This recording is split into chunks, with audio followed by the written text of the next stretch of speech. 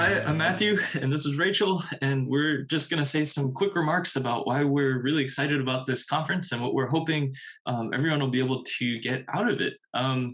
So I first started getting involved with the virtual events at the Center for Asian American Christianity because of the Stop Asian Hate stuff that was happening because of COVID. I was looking for places to process, lament, pray, and move towards activism. And living abroad, it was particularly difficult because in the UK, there just wasn't as much conversation around the hate crimes that were happening.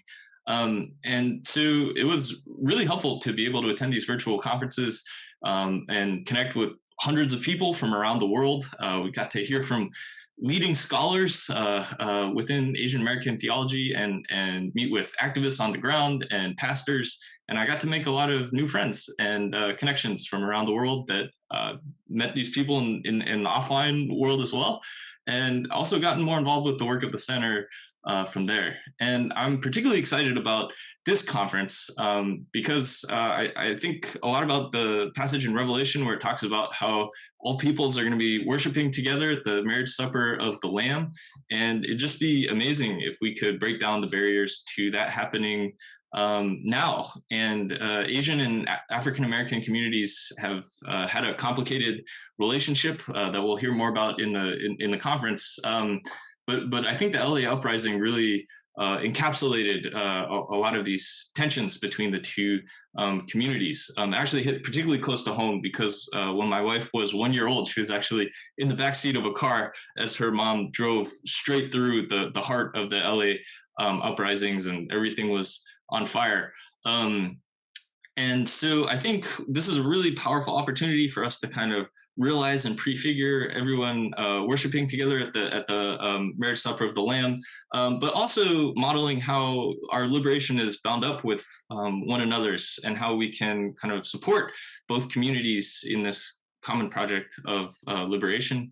And so really hoping this conference will be ways to build bridges, find ways to better share and understand each other's experiences and support and pray for one another. And so we live in a digital world, and I'm sure many of you moved online for your jobs and religious worship. And so we're working to find new ways to harness the power of technology for liberatory efforts. And we think the online context and AirMeet in particular, the platform we're using, poses some really exciting opportunities for new modes of kind of connection and understanding and working for liberation. And Rachel will talk a little bit about this. Yeah, so Matthew and I actually met because we both did our PhDs in philosophy on embodiment and themes to do with moral and cognitive formation.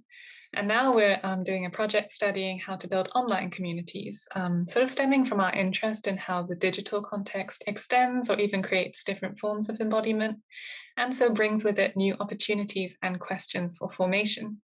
So we're really excited about applying and developing some of our research insights into building community through this conference.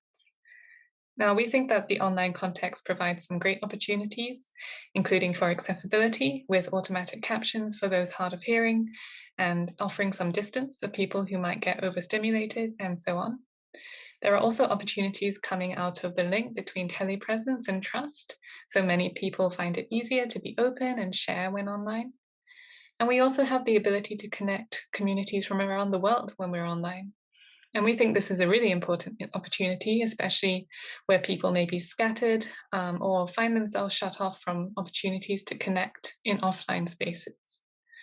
Now, for this conference, then, perhaps the main goal will be to build spaces for understanding across communities and experiences and build connections, communities, and solidarity that extends, hopefully, beyond the end of this conference. And we're hoping to make the ways of engaging very flexible so you can use it however is most helpful for you. We hope especially that you experience freedom, freedom to express yourselves in these groups without constraint, albeit within the bounds of the code of conduct and as the Spirit leads. So however you feel led to express yourself in the moment, whether through movement, prayer, tears, laughter, song, or some other means, we hope you will feel supported by your group to have the freedom to do so. We also recognize you may feel the need to disconnect or withdraw for a while if you're getting overwhelmed. So please feel free to take a break, turn your camera off, or join a lounge table for some quiet reflection or prayer. Finally, one of our main research topics is joy, and we're thrilled that the first talk by Joseph Edmonds is on joy. Joy is a powerful force for resistance and actually allows us to enter in more deeply into lament. So we hope these spaces will create the occasion for joy as well. And psychologists have shown that joy arises in the midst of settings of freedom, flexibility, and security. So we really hope you'll help us to curate these online spaces with these features. Thanks so much.